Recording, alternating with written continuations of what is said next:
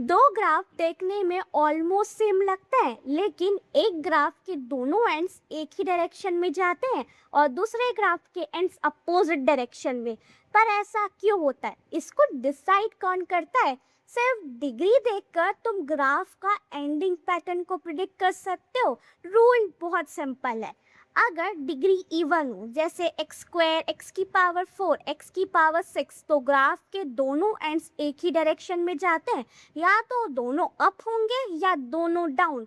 और अगर degree odd हो, जैसे एक्स क्यूब, एक्स की पावर 5, एक्स की पावर 7, तो ग्राफ के एंड्स अपोजिट डायरेक्शन में होते हैं। अगर एक एंड अप है तो दूसरा डाउन होगा।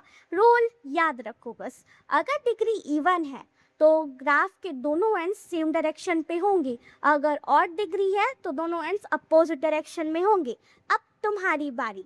बिना ग्राफ बनाए बताओ कि x की पावर 4 माइनस 2 और x की पावर 5 प्लस 1, इनके ग्राफ के एंड कैसे होंगे?